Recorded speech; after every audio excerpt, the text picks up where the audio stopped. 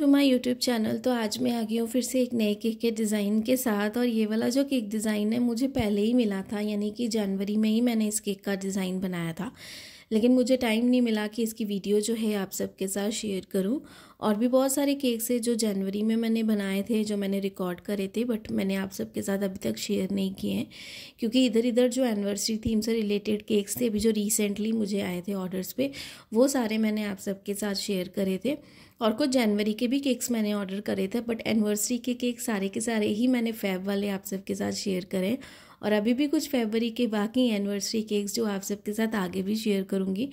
तो मैंने सोचा कि जनवरी वाले केक्स जो हैं वो भी फिर से शेयर कर दूँ आप सबके साथ, जो मैंने पहले से रिकॉर्डेड करके रखे थे। तो यहाँ पे जो केक है ना, इसे हमने जो 6 इंच का केक टिन है टॉल वाला, उस पर ही हमने बनाया था क्योंकि केक हमें थोड़ा सा टॉल हाइट में चाहिए था एंड ½ kg से थोड़ा सा ज़्यादा ही क्लाइंट को चाहिए था, ज़्यादा नहीं, बट उनकी डिमांड थी कि हमें ½ kg जितना केक चाहिए।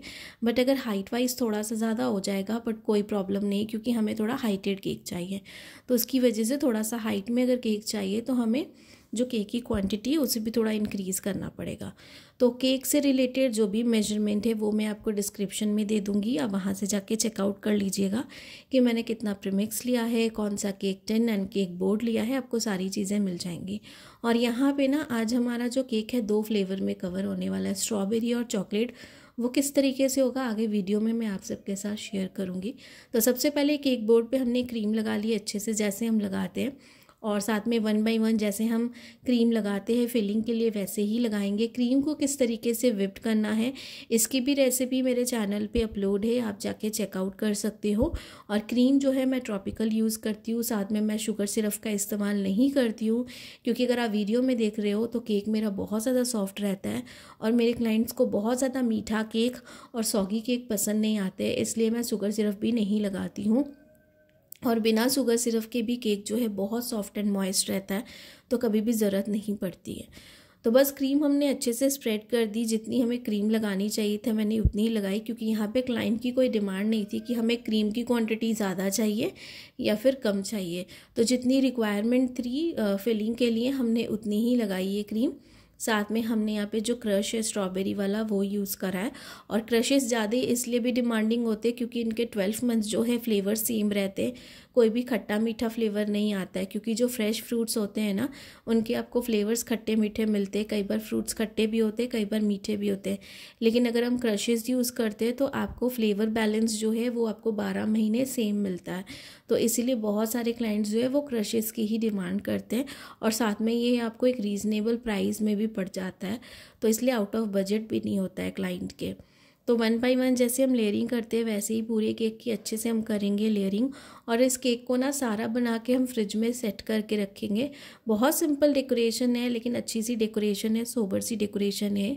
ये मेरी जो क्लाइंट है उन्हें चाहिए था अपने हस्बैंड के लिए, तो उन्हें वैसा ही सिंपल सोबर केक चाहिए था, तो उन्होंने डिमांड करी थी हमें ऐसा कुछ। लगभग हमें पिक्चर दिखाई थी, जो रेफरेंस पिक्चर थी उसमें बहुत डिफरेंट केक था, बट उन्होंने मुझे कह दिया था कि इसमें से कुछ कुछ चीज़ें जो आपको इस तरीके से बनानी है और अपने हिसाब से आप बना देना। तो मैंने बिल्कुल इस तरीके से ही बनाया। तो लेयरिंग यहाँ पे हमने पूरी अच्छे से कर ली है। और यहाँ पे मेरे पास है ये चॉकलेट गनाश, और ये जो चॉकलेट गनाश मैं यहाँ पे यूज़ कर रही हूँ ना, ये मैंने नॉर्मल चॉकलेट के साथ बनाई है, ठीक है। तो ये वाली जो चॉकलेट हमने यूज़ की है मॉडे की ही यूज़ की है। इसकी जो रेसिपी है आप सबको पता है गनाश की, मैंने ऑलरेडी बताई हुई है कि किस तरीके से बनाना है, सिंपल तरीका है।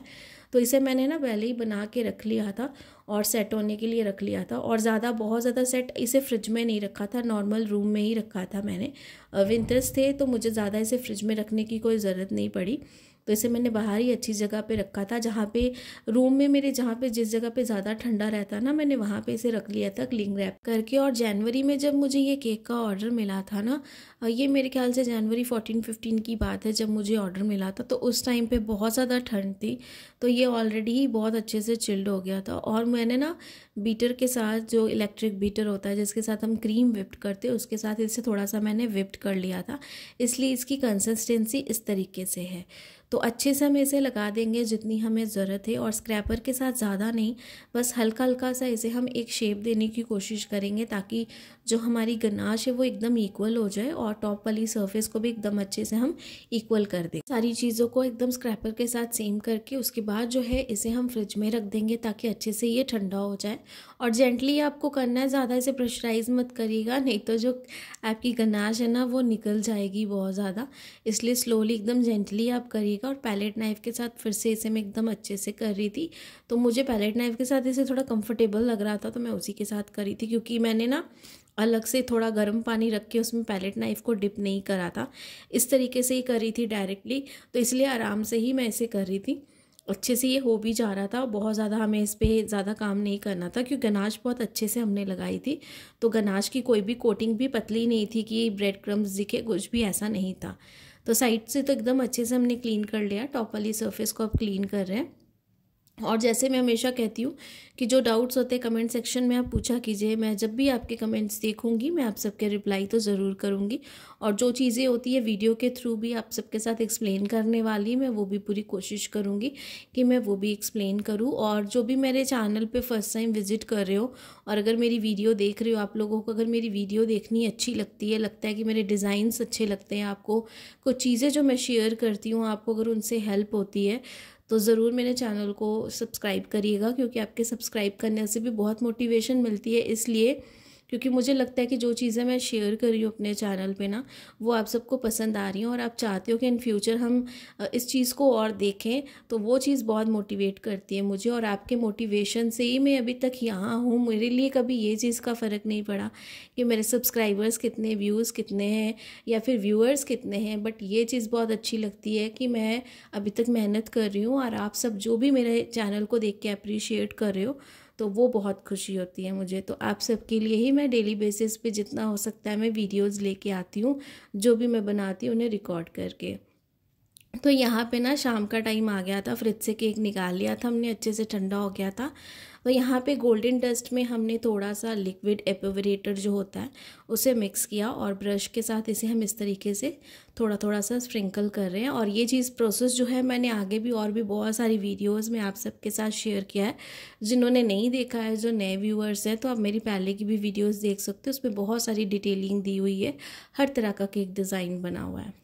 तो यहाँ पे ना हम थोड़ा सा फॉन्डेंट वर्क यूज़ कर रहे हैं इस तरीके से, इसमें मैंने वाइट और ब्लैक दोनों फॉन्डेंट को मिक्स करके ऐसा रोल अप बना लिया था और इस तरीके से इस शेप में हमने कट कर लिया था, क्योंकि हमें इस तरीके से ही एक साइड पे ही इसे लगाना था, क्योंकि जो रेफरेंस पिक्चर हमें क्लाइंट ने दी थी ना उस पर इस तरीके से ही बना हुआ था, तो हमें ऐसा ही लगाना था।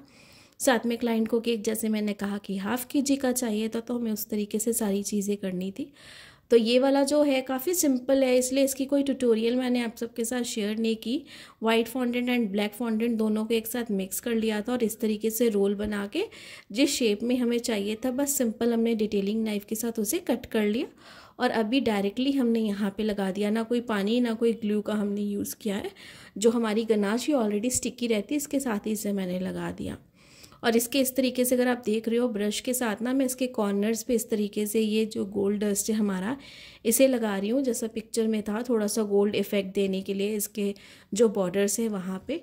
और साथ में हम एक बर्थडे टैग और कुछ फॉक्स बॉल्स जो है वो लगाएंगे और पूरे केक को कंप्लीट करेंगे। और ये वाला जो केक है ना हमारा, ये सेल्फ पिकअप केक था, तो इसके डिलीवरी चार्जेस तो नहीं इंक्लूडेड हैं, बट अगर आप डिलीवरी दे रहे हो तो आप डिलीवरी चार्जेस इसके इंक्लूड कर सकते हो। बाकी केक का प्राइस जो है 1 kg या ½ kg आपकी जगह के हिसाब से कि आप कितना ले रहे हो।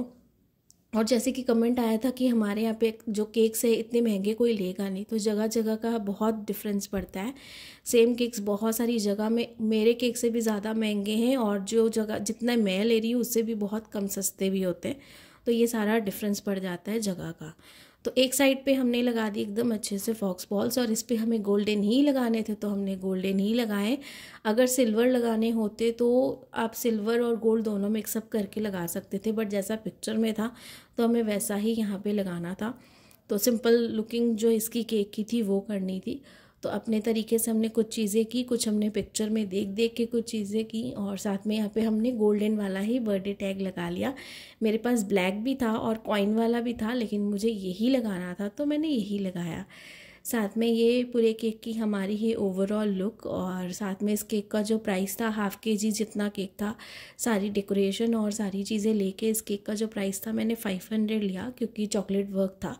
बाकी आप अपनी जगह के हिसाब ज़्यादा कम जैसा है वैसा चार्ज कर सकते हो। और आई होप कि आज की केक वीडियो आप सबको पसंद आई होगी। क्लाइंट को तो बहुत ज़्यादा अच्छा लगा, बट अगर आपको भी अच्छा लगा होगा तो लाइक सब्सक्राइब शेयर ज़रूर करिएगा।